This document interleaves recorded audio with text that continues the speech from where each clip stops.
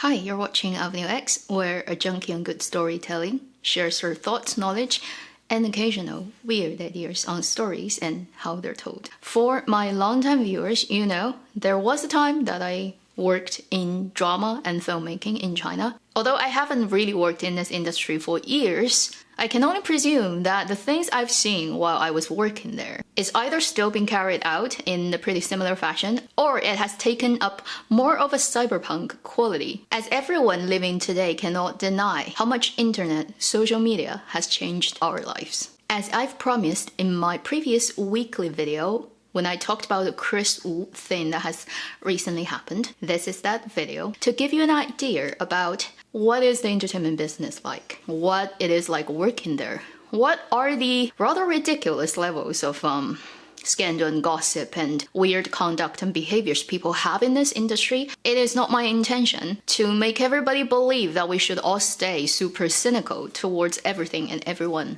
in this world. It is also not my intention to suggest that if you hold very idealized visions of this industry and the people involved in it, then somehow you are at fault. I think whatever problems we come across and we observe in this world, the first important step is to recognize what is the facts. And then we can decide what we should feel about them. And I'm providing a couple of stories I've experienced, and I swear on my life that they're all true. Obviously, I won't tell you who they are, the people involved in the story, or give you any way of figuring out who those people are. So let's first get into those stories, and then I'll offer my take on them. The first story is called The Hand Double. This is a drama/film, not gonna tell you which one, production that I've worked on. I was an assistant to one of the department's head over production. And usually for production, the main leads, supporting leads are all knocked down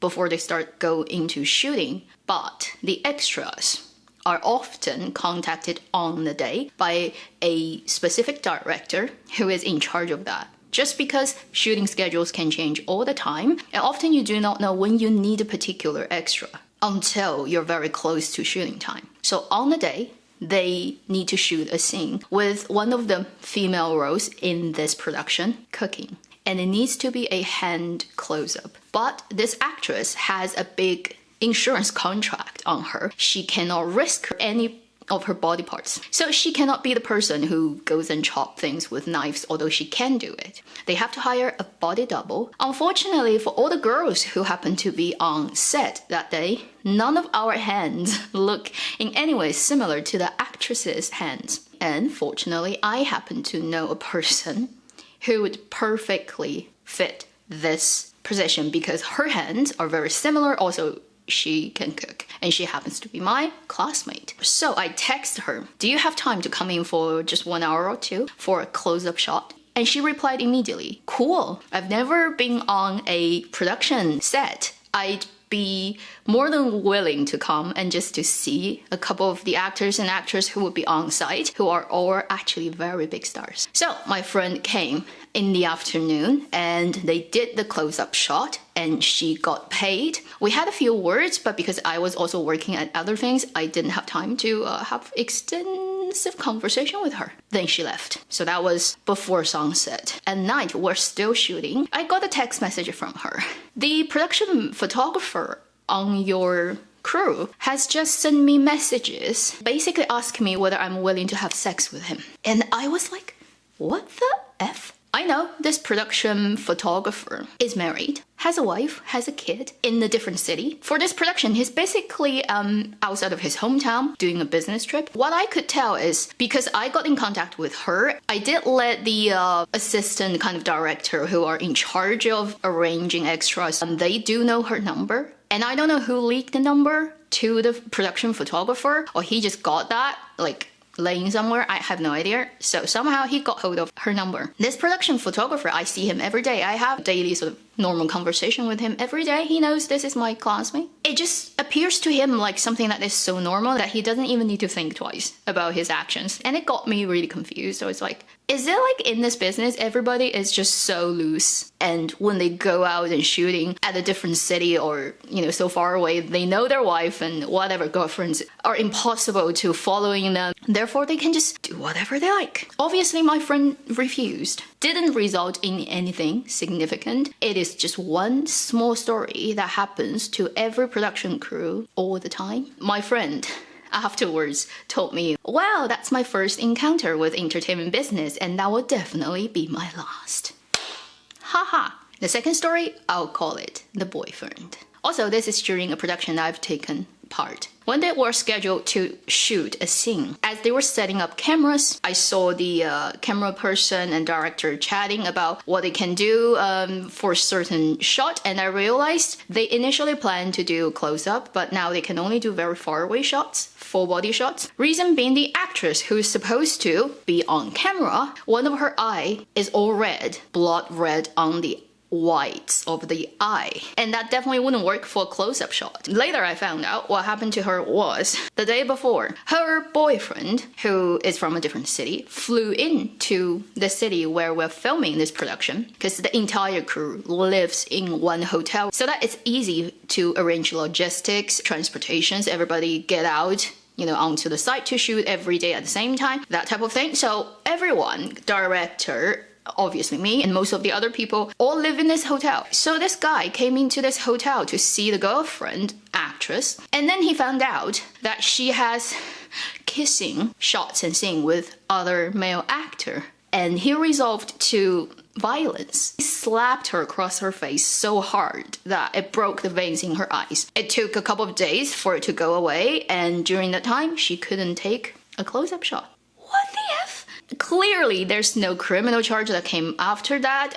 Probably the actress didn't really file it anyway. It just happened and then went away. And if you think she's a tiny actress who probably has very little say in this business, actually not. She is one of the actresses who have a very good background in this industry. I'm not gonna tell you who she is. If I tell you, I can guarantee you everybody who's watching this video knows who she is. She's very famous in China. That was baffling. I will never be able to understand why, it is okay for this type of thing to happen. Story number 3, I'll call it the midnight taxi. While I was on crew for a production, I live with another girl who is also a crew member. We belong to different department, but we share the same sort of twin bed hotel room. One night, close to midnight, I was already asleep. I heard the sound of her clothing and she got up from her bed, and very vaguely, I wasn't really looking at her, but I was woken by her noises. I knew she grabbed something and very quietly got out of the room. About half an hour, 40 minutes later, she came back and I asked her, I was like, where did you go? Middle of the night. And she's like, I got a call from my department head, and the head required her to bring something to a location. So she went out taking that thing with her, which this department head has given her earlier that day, and then took a taxi to a KTV, karaoke, delivered that thing, and then came back. And I was like, what? Middle of the night in the KTV? What do they need? And why are you doing this? She's like, I don't know. That person just gave it to her to keep for the day, and then asked her to bring it to them. And later I found out, basically it is the the equipment for you to smoke in pot. Okay. And I know in Canada it is legal now, but it has never been legal in China, and it will never be. In that KTV, they rented a big room. For that production, the director, a couple of lead actors, and a couple of different departments of the production's head were all there, and they were having a drug party. And I heard the names of the people who are there, and I was very, very shocked. Again, it involves some big names that I assure you, if you care at all about Asian entertainment business, you know all of them. They're still famous today. The real number of stars, whether they're actors, directors, producers, powerful people in this industry, will be much bigger than what has been exposed. It probably is not even the iceberg thing, tip of the iceberg, 90% underwater. I say 95% probably is underwater, or even 98%, I don't know. The couple of people who got unlucky, who got caught, either happened totally by accident or literally because they've ruffled some feathers in the industry so much that people went out to destroy them. And the thing is, within this industry, doing drugs is so normal. If you look at Western society, that's even more. Also because in a lot of countries, it is not illegal if you smoke certain things. Whereas in China, pretty much everything is illegal. So the fact is, in China, if all the entertainment business people, all of them who has ever done drugs illegally, all got found out, we probably wouldn't have an entertainment business anymore. Once you've done it and you see other people do it, and you kind of have each other's tail in your hand. It's like a nuclear warheads situation is, as long as we both have it, we don't use them. But it's important that we have them. That helps you to understand what is the extent of illegal dealings in this industry. Now we come to the fourth and last story of this video. I'll call it the lead actress. Even till today, I feel what I've seen is more dramatic than the drama itself. And I'm pretty sure it happens too often in this business. This production that I worked on, there is a main female character. The production initially decided this role will go to a particular actress. This actress was super happy about it. It's highly potentially a career-defining role that any actress can have. She went as far as reciting every word of the script before she even got on set. That took a lot of dedication and effort. Then the shooting started, and it was a couple of days already into filming, and she had quite a few scenes already done in the camera. One night in the production office, the person who's in charge of printing out the page notice for next day's shooting schedule. So this is called 通告单. It is this type of thing that will have all the information that all the departments of this production needs. When do you start shooting? What are the scenes we're doing? Who are the actors need to be there? So the person who is in charge of printing that, she has already printed out what's needed for the next day. She just hasn't handed them out yet. Then the producer came into this office and told her, go and make another shooting notice where the scenes that we're gonna shoot tomorrow on this notice will be different from what you've just printed. Basically, would not involve this particular actress, so she wouldn't need to come tomorrow. And then the producer said, print this many numbers out now. So this person went and printed it. And she took those notice, went on the shooting site, handed that out to everybody who is on set and told them, okay, this is what we're gonna shoot tomorrow. And obviously this actress also got that. And she's like, okay, so tomorrow there isn't any scene where I would be there. I can go home now. After she left the shooting site, because usually actors leave first, and then everybody is still trying to, clean up the set, get ready for tomorrow. Usually the camera crew, the lighting gaffer, and they're still trying to put everything back in order. Once she left, the producer told everybody, stop. So she brought out the initial printed out notice, right? And then said, this is what we're shooting tomorrow for real. Basically, she acted in front of the main actress, gave her a fake notice so that she wouldn't come the next day. And the real one came out. It does involve scenes that will have this actress's role. She said, tomorrow we're bringing in another actress who is going to play this role. And the reason being, they are considering swapping out the leading actress with a different actress because the new coming in actress comes with money and investment, and the producer needed money. But the producer still wanted to make sure that this new actress is able to take this role on. So they are doing a type of screen test that really happens already on the shooting site. They have two actresses playing the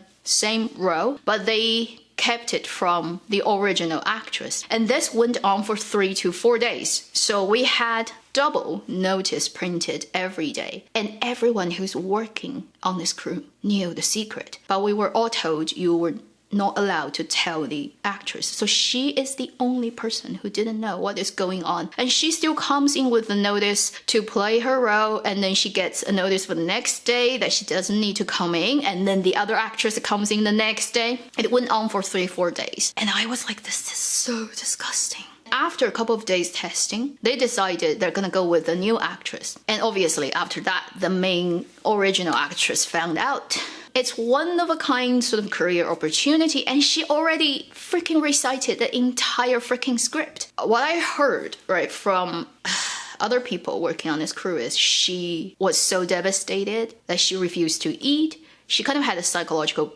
breakdown, tried to commit suicide, and then her parents stopped her. And the parents ran to our shooting site, ran into the studio, kneeled in front of the director, and cried so much. It's like, my daughter had given so much for this role, and she's going crazy at home. The result of that is security guards came in and dragged the parents out. I don't know what happened to that actress. I never found out. And she never had any new work coming out ever again.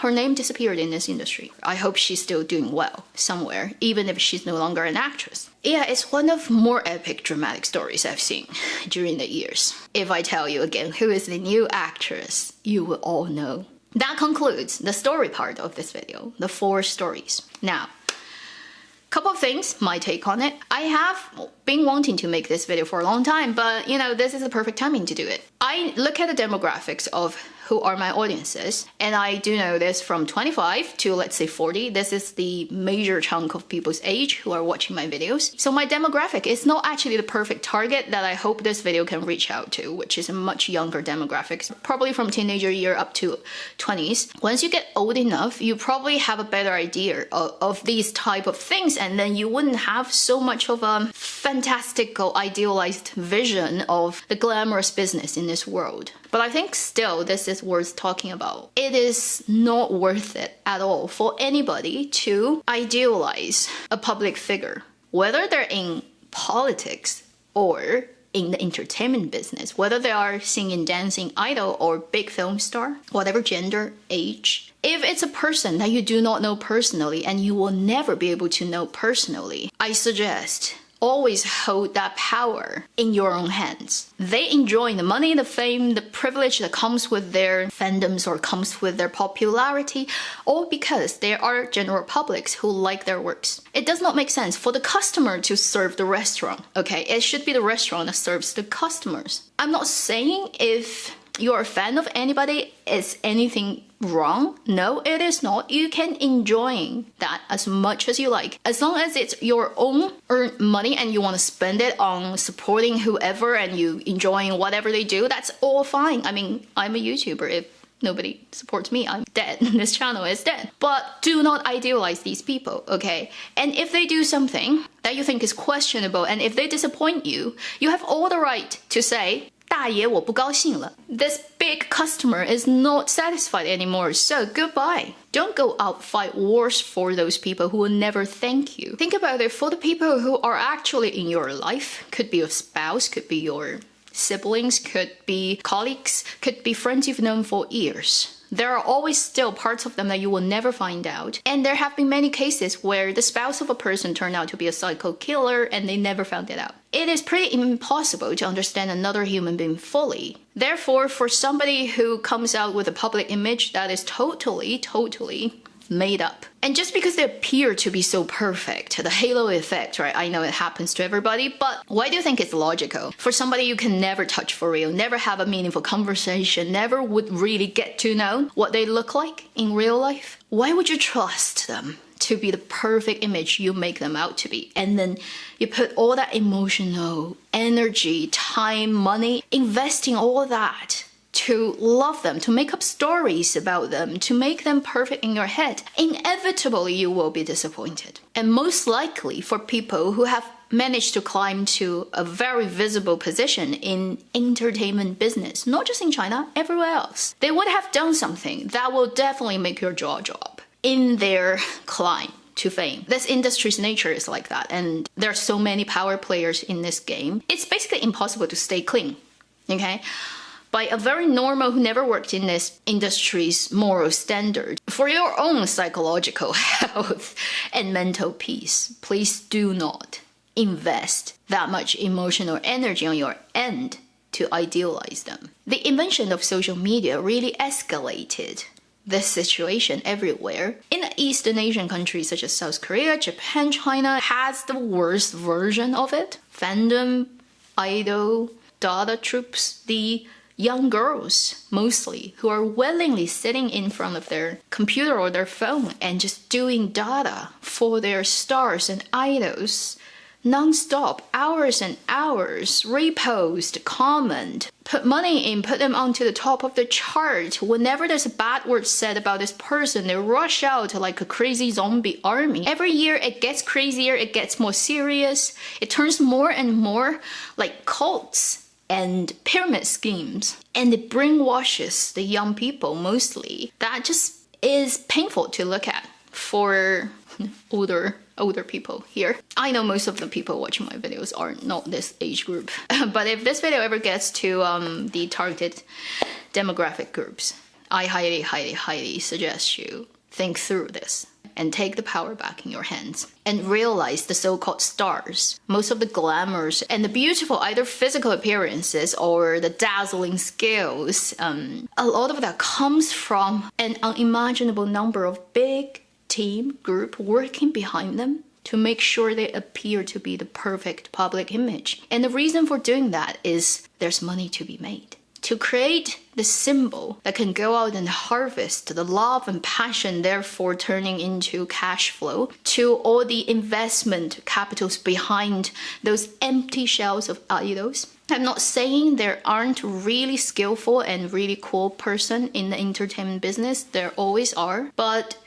the more idol side of the industry recent years in China, for example, really not worth their time and energy. And even for the stars, established stars, even the ones who are probably your father or grandfather age people, even though they have the perfect track record, never had any reputation problems in their career, I suggest only keep your attention on their work. If they do good work, you can say everything good about it. You can support that in whatever way you want, but it does not translate to because they've done a good work, therefore they're a good person, therefore they're morally impeccable, therefore they must be idealized. A lot of those older actors and actresses, the only reason that they don't have scandals with them is because it all happened pre-social media age, and there was no way of you knowing it. But I can guarantee you, as long as you are in this industry, everyone has a couple of stories that are pretty wild. Hopefully this video hasn't completely destroyed your trust and love and passion and idealism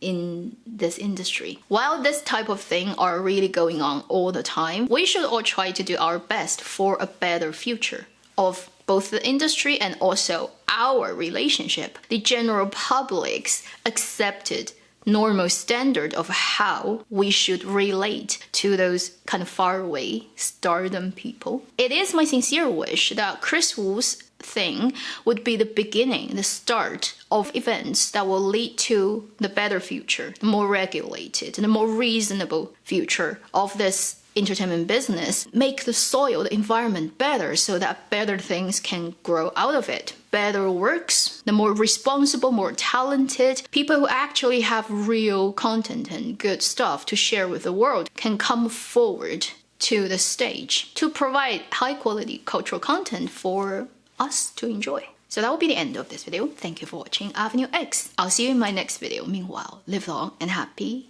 drama watching.